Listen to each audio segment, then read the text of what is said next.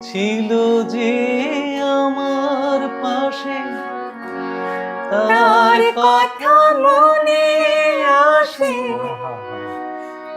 চাই চাই আমি ভুলতে জানি, মন কি তাকে ভুলতে পারে।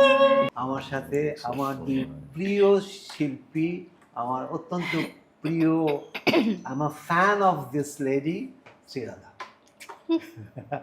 আর আমার প্রিয় ভাই সৈকত। একটা ফিল্মে গান যে সিচুয়েশন ডিমান্ড করছে কিনা, তুমি একটা গান ঢুকিয়ে দিলে, গান করতে হবে বলে, এই জিনিসটা আমার মনে হয় প্রপারলি হচ্ছে না এখন এখন না, বেশ কিছু বছর ধরে। একজন গান সৃষ্টি যিনি করছেন বা গীতিকার সুরকার, তাদেরও কিন্তু একটা ফিল্মের যদি হয় শুরু থেকে শেষ পর্যন্ত থাকার কথা। স্ক্রিপ্ট রিডিং থেকে কিন্তু আগে সেটা একজন থাকতো। আগে সেটা আগে থাকতো। থাকতো তো।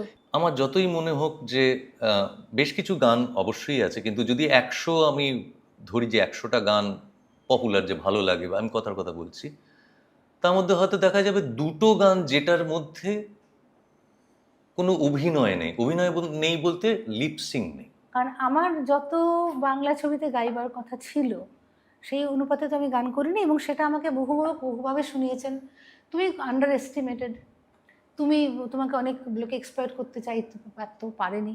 আমি এগুলো একটার উত্তর আছে, আমি তাকে বলেছি তার আমাকে প্রয়োজন নেই। এখন যেটা দেখতে পাচ্ছি, তার গাইবার ক্ষমতা নেই, সেই সঙ্গীত শিক্ষাটা নেই, সে এক্সিকিউট করতে পারে না, আমি ইমোট করতে পারে না, একটা গানকে রেন্ডার করার ক্ষমতা নেই, কিন্তু তাকে আমি পছন্দ করি, বা তার দু চারটে ফাংশন হিট তার অনেক গ্রেট, তাই তাকে দিয়ে গানটা গাওয়াবো।